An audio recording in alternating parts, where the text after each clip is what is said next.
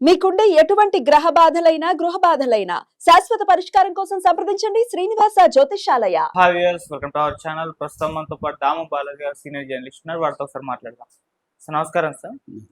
Sir, Pawan Kalyan గారు OG సినిమాకి censor అయితే కంప్లీట్ అయిపోయింది. సో సెన్సార్ రిపోర్ట్ ఒకటి బయటకు వచ్చేసింది. అండ్ సెన్సార్ రివ్యూ కూడా ఒకటి చక్కర్లు కొడుతుంది సార్.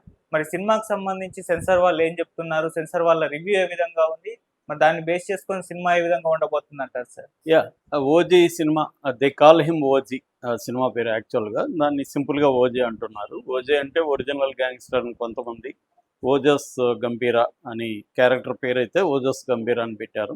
అంటే మల్టిపుల్ మీనింగ్స్ వచ్చే విధంగా దాన్ని పెట్టారు. సో ఇప్పుడు సెన్సార్ రివ్యూ అయిపోయింది, సెన్సార్ రివ్యూ లీక్ అయింది. ఆ సెన్సార్ రివ్యూలో ఏం చెప్పారు, దీని విశేషాలు ఏంటి, ఈ సినిమాకి జపనీస్ ఎక్కువజా సినిమాలకి ఏమన్నా సంబంధం ఉందా, ఎందుకంటే డైరెక్టర్ సుజిత్ కూడా జపనీస్ ఇన్ఫ్లుయెన్స్ ఉంది దీని మీద అని, ఎస్థెటిక్స్ అవన్నీ వాడానని చెప్పాడు. మనకి ఇప్పటి వరకు వచ్చిన ఫస్ట్లో 2023లో వచ్చిన ట్రైలర్ కానీ, తర్వాత వచ్చిన టీజర్ కానీ, తర్వాత పాటలు కానీ, ఇవన్నీ మనం పరిశీలిస్తే జపనీస్ ఇన్ఫ్లుయెన్స్ బాగా కనిపిస్తుంది దీని మీద. ఆ విషయాల గురించి కూడా మాట్లాడుకున్నాం. ముఖ్యంగా ఏంటంటే దీంట్లో బేసిక్గా పవన్ కళ్యాణ్, తర్వాత విలన్గా ఏమో ఇమ్రాన్ హష్మి, హీరోయిన్గా ప్రియాంక మోహన్, అర్జున్ దాస్ తమిళ ఆర్టిస్టు, ప్రకాష్ రాజు, రావు రమేష్, హరీష్ ఉత్తమన్, వీళ్ళు కాస్టింగ్. ఇక సుజిత్ డైరెక్టరు, తర్వాత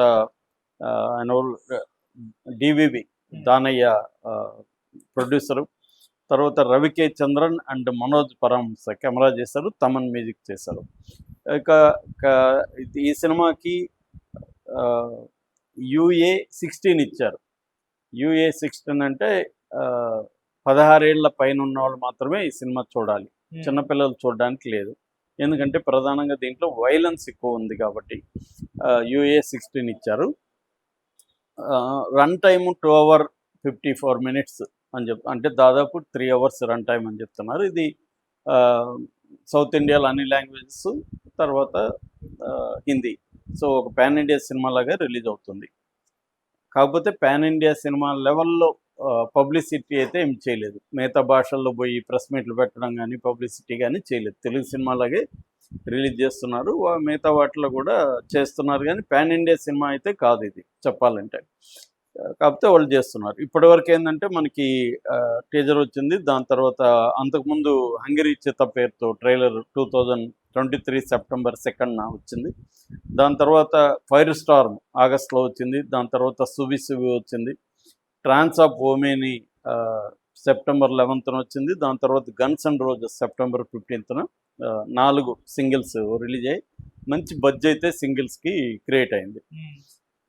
కాకపోతే ఇప్పుడు లేటెస్ట్గా రిలీజ్ అయిన గన్స్ అండ్ రోజెస్లో విజువల్స్ అవన్నీ కూడా యానిమేషన్ చేశారు, చాలా ఎక్స్ట్రాడినరీగా ఉన్నాయి. కాకపోతే ఏంటంటే లిరిక్ అసలు వినబడకుండా నాయిస్గా ఉందనేది దాని మీద వచ్చిన ప్రధాన విమర్శ. బట్ స్టైలైజ్డ్గా ఉంది. సో ఈ కథగా చెప్పుకోవాలంటే ఇది మామూలుగా మనకి ఏంటంటే ఈ గ్యాంగ్స్టర్ మూవీస్ అంతా కూడా ఒకే రకమైన స్టోరీస్ ఉంటాయి. బ్లాక్ అండ్ వైట్ దగ్గర నుంచి గ్యాంగ్స్టర్ మూవీస్ ఏంటి, పవర్ స్ట్రగుల్. బేసిక్గా మాఫియా అంటారు. మాఫియా అనేది ఇటాలియన్ పదం. ఇటలీలో నుంచి మాఫియా గ్యాంగ్స్ అమెరికాకి రావడం, అక్కడ నుంచి మాఫియా అని వచ్చింది. చైనాలో ఏమో ట్రయాడ్ గ్యాంగ్స్ అంటారు, జపాన్లో ఏమో ఎక్కుజాస్ అంటారు వాళ్ళు. అట్లా ఈ దీంట్లో కూడా ఏంటంటే పవన్ కళ్యాణ్ ఓజోస్ గంభీర్ అనే పాత్ర ఒకప్పుడు ముంబైలో 10 ఏళ్లకు ముందు ఒక గ్యాంగ్స్టర్గా ఉన్నాడు. తర్వాత సడన్గా డిసప్పేర్ అయిపోయి ఎక్కడికి పోయాడు ఏం తెలీదు. ఈ లోపల వేరే వేరే గ్యాంగ్స్ వచ్చేసి, ముఖ్యంగా ఓమీ బావ్ అని ఇమ్రాన్ హష్మి చేసిన గ్యాంగ్స్టర్ నెంబర్ 1గా ఉన్నాడు. అతనితో పాటు ఇంకొన్ని గ్యాంగ్స్ కూడా ఉన్నాయి. సో దీంట్లో సడన్గా ఇంకెళ్ళిపోయడం, మందే రాజ్యం అనుకొని వీళ్ళు హ్యాపీగా క్రైమ్లు చేసుకుంటూ వెళ్తున్న టైంలో సడన్గా మళ్ళీ ఈ ఓజస్ గంభీర పాత్ర ఎంటర్ అవుతుంది. ఈసారి రెవెంజ్ మోడ్లోకి ఎంటర్ అవుతుంది. తన పాత లెక్కలు తీర్చుకోవడం, తర్వాత ఈ పవర్ స్ట్రగుల్, ఇప్పుడున్న గ్యాంగ్స్ని అంతా తన కంట్రోల్లోకి తీసుకొని తను పవర్లోకి రావాలనేది గ్యాంగ్స్టర్ దీంట్లో ఈ ఓజస్ గంభీర పాత్ర యొక్క గోల్ అనమాట.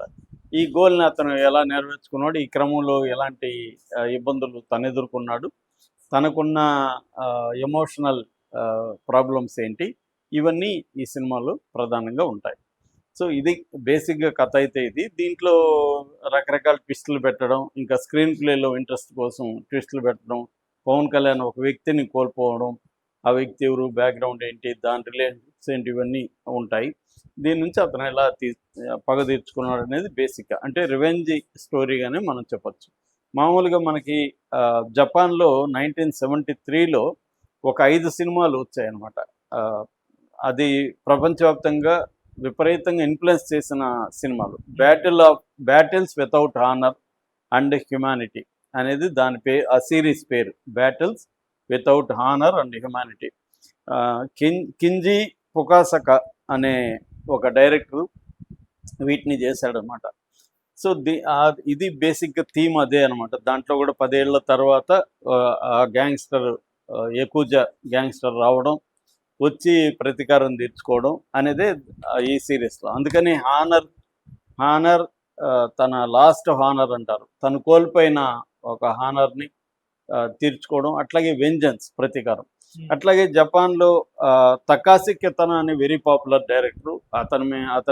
అతని సినిమాల ఇన్ఫ్లుయెన్స్ మన సురేందర్ రెడ్డి లాంటి వాళ్ళు కూడా ఆ సినిమాల్లోంచి తీసుకొని ఇక్కడ పెట్టారు సీన్లు. ఒకప్పుడు ప్రతి అసిస్టెంట్ డైరెక్టర్, కో డైరెక్టర్ అంతా అవి చూసేవాళ్ళం. మేము కూడా తకాసి కితనా ఏమో వచ్చినా ముందు చూసేయాలి. అలాగా అతను వెరీ పాపులర్ అనమాట. అతనిది సొనాటైన్ అని, బ్రదర్ అనే 2 సినిమాలు వెరీ పాపులర్. అట్లాగే సెయిజున్ సుజుకి అని ఇంకో డైరెక్టర్ ఉన్నాడు. వీళ్ళందరూ కూడా ఈ యకుజా సినిమాలు తీశారు. ఈ యకుజా సినిమాలో లక్షణాలు మనం చెప్పుకుంటే అవి ఓజీలో ఉన్నాయో లేదో మనం తెలిసిపోతుంది. ప్రధాన లక్షణం ఏంటంటే హానర్ వర్సెస్ బిట్రేయల్. అంటే తనకి మోసం చేసిన వాళ్ళని, తనకి నష్టం చేసిన వాళ్ళని, తన హానర్ని మళ్ళీ తిరిగి పొందడానికి రివెంజ్ తీర్చుకోవడం అనేది ప్రధానంగా థీమ్ అనమాట. రెండవది స్టైలైజ్డ్ వైలెన్స్. ఈ సినిమాలంతా కూడా వైలెన్స్ కూడా ఒక ఆర్ట్ లాగా ఉంటుంది, అంటే క్రూడ్గా ఉండదు. వైలెన్స్ కూడా ఒక ఆర్టిస్టిక్ ఫామ్లో ఉంటుంది. అంటే బ్లడ్ పడడం కానీ, డెత్ కూడా ఒక ఆర్ట్ లాగా చేస్తారనమాట. అంటే బీటీగా ఉంటుంది. వైలెన్స్ కూడా బ్యూటిఫుల్గా తీయడం అనేది స్టైలైజ్డ్ వైలెన్స్ అంటారు. తకాసి కితనా సినిమాలో కూడా వెరీ స్టైలైజ్డ్ వైలెన్స్ ఉంటుంది అనమాట. మూడోది యాంటీ హీరో మోరల్ హీరో కాదు. అంటే మామూలుగా గ్యాంగ్స్టర్ సినిమాలు అన్నింటిలో కూడా యాంటీ హీరోనే ఉంటాడు. అతను చట్టానికి వ్యతిరేకంగా ఉంటాడు, క్రైమ్ చేస్తాడు, ఎవరినంటే వాళ్ళని చంపుతాడు. జనరల్గా మన కమర్షియల్ సినిమాలు హీరోలందరికీ మేజర్గా యాంటీ హీరో లక్షణాలే ఎక్కువ ఉంటాయి. సో అదే ఉంటుంది. నాలుగోది అండర్ వరల్డ్ ప్రపంచం ఒకటి ఉంటుంది. అంటే మెయిన్ స్ట్రీమ్ ప్రపంచానికి భిన్నమైన ఒక అండర్ వరల్డ్ ప్రపంచం ఉంటుంది. అది గ్యాంగ్స్టర్ సినిమాలు అన్నిట్లో ఉంటుంది. ఐదోది ఒక మెలాంకలిక్ మ్యూజిక్ ఉంటుంది, ఒక ట్రాజిక్ సాంగ్స్ మ్యూజిక్ ఉంటుంది. అంటే ఈ లైఫ్లో ఎంత ట్రాజడీ ఉంది అని చెప్పడానికి. ఇప్పుడు శివాలో చైన్ ఫైట్ ఉంటుంది కదా, చైన్ ఫైట్లో ఇళయరాజా బ్యాక్గ్రౌండ్ స్కోర్లో ఒక ట్రాజిక్ టింజ్ ఇచ్చాడు. రామ్ గోపాల్ మా అడిగాడు, సార్ ఇది ఫైట్ కదా, థ్రిల్లర్ లాగా ఉండాలి కదా, మీరెందుకు ట్రాజిక్ ఇది ఇచ్చారంటే, they are supposed to study here but instead of that they are fighting. చదువుకోవడానికి వచ్చి వాళ్ళు ఫైట్ చేయడం అంటే అదే కదా ట్రాజిడీ అని ఇళయరాజా చెప్తే ఈయన షాక్ అయ్యాను అని చెప్తాడు. అలాగా దీంట్లో ఈ థీమ్స్లో ఏంటంటే ఒక రకమైన మ్యూజిక్. ఇక్కడ కూడా మనం గమనిస్తే ఓజీలో కూడా ఈ కైండ్ ఆఫ్ మ్యూజిక్ ఉంది. ప్లస్ జపనీస్ ఇన్స్ట్రుమెంట్స్ కూడా వాడాడు. ఎవరు తమన్ కూడా జపనీస్ ఇన్ఫ్లుయెన్స్ క్లియర్గా మ్యూజిక్లో కనపడుతుంది. అట్లాగే స్టైలైజ్డ్ చూస్తే కూడా ఆ రెడ్ బ్లాక్స్ వాడడం, తర్వాత ఇప్పుడు లేటెస్ట్గా వచ్చిన దాంట్లో కూడా రెడ్, ఇంకొన్ని కలర్స్ కాంబినేషను, ఇవన్నీ మనకి Japanese kind of animation, Japanese kind of aesthetics ఇవన్నీ కనిపిస్తుంది. అట్లాగే ఎయికిడో అంటారు, ఎయికిడో ఫైట్లు కూడా ఎక్కువ ఉంటాయి అన్నమాట. దీంట్లో కూడా ఎయికిడో ఫైటు, గెటప్స్, తర్వాత ఆర్ట్ డిజైనింగ్ అన్నీ కూడా జపాన్ ఇన్ఫ్లుయెన్స్లు మన ఓజీలో కనబడుతుంది.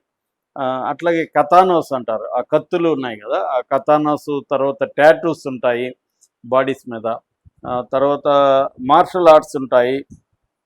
మొత్తంగా Japanese aesthetics, Japanese art, Japanese music, ఈ ఎలిమెంట్స్ అంతా కూడా ఓజీలో కనబడుతుంది. అంటే యకుజా స్టైల్ గ్యాంగ్స్టర్ని ప్రజెంట్ చేయడం అనేది కొంత మనకి ఇండియాలో కొత్త, కొంత తమిళ వాళ్ళు కొద్దిగా వాడారు జపనీస్ బ్యాక్గ్రౌండ్ ఇవన్నీ. అంటే ఇంకొకటి ఏంటంటే ఇండైరెక్ట్గా మనకి క్వింటిన్ టొరాంటో ఒక పాపులర్ డైరెక్టర్ ఉన్నాడు, ఆయన అందరూ కాపీ కొడుతుంటారు. మన సుకుమార్ కూడా పుష్పలో ఆయన ఇన్ఫ్లుయెన్స్ ఉంది, క్వింటిన్ టొరాంటో. ఆ క్వింటిన్ టొరాంటో మీద మళ్ళీ జపనీస్ ఎక్కువ ఇన్ఫ్లుయెన్స్ ఉంటుంది అనమాట. ఓకే. సో అలాగే కూడా ఇండైరెక్ట్ గా మనకి జపనీస్, ఇదేమో డైరెక్ట్. సుజిత్ కూడా అన్నాడు, కాకపోతే ఏంటంటే ఇది మన ఇండియన్ స్టోరీ, దీన్ని ఎలిమెంట్స్ స్టైలైజేషన్ ఇవన్నీ కూడా జపనీస్ తీసుకున్నారు. ఇది ఎప్పటి నుంచో మన వాళ్ళు బ్లాక్ అండ్ వైట్ కాలం నుంచి కూడా హాలీవుడ్ కావచ్చు లేకపోతే ఇతర ఏషియన్ కంట్రీస్ల ఇన్ఫ్లుయెన్స్ మన సినిమాల మీద ఉంటాయి. అది అందరూ హాలీవుడ్ వాళ్ళు కూడా వేరే ఫ్రెంచ్ సినిమాల ఇన్ఫ్లుయెన్స్ హాలీవుడ్ వాళ్ళ మీద ఉంటుంది. అలాగా ఒకరి ఇన్ఫ్లుయెన్స్ ఇంకో దాని మీద ఉండడం విచిత్రమేం కాదు. అలాగా ఇది జపనీస్ ఎక్కువజా సినిమాల ఇన్ఫ్లుయెన్స్తో స్టైలైజ్డ్ హీరోని, ఒక యాంటీ హీరోని, ఒక రెవెంజ్ బ్యాక్డ్రాప్ని పెట్టి చేశారు. ఇది పవన్ కళ్యాణ్ ఫ్యాన్స్కి కానీ మాస్కి కానీ బ్రహ్మాండంగా ఉండే అవకాశం ఉంది. అయితే ఫ్యామిలీ ఆడియన్స్ వెళ్ళాలంటే మాత్రం ఎమోషనల్ కనెక్ట్ ఉందా, దీంట్లో రొమాన్స్ ఉందా ఏంటనేది మనకి బయటకైతే ఇప్పుడు బయటికి రాలే. ఇప్పుడు బయటంతా వైలెన్సే కనబడుతుంది. ఆ సువి పాటలు మాత్రం వీళ్ళిద్దరి మధ్య మంచి ఒక ఫీల్ రొమాన్స్ ఉందనేది అర్థమవుతుంది. ఓకే. సో అది ఏ మోతాదులో ఉందనే దాన్ని బట్టి ఫ్యామిలీ ఆడియన్స్ దీన్ని చూస్తారో లేదనేది తెలియాలి.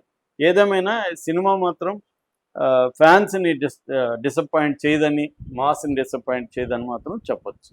Okay sir, thank you so much.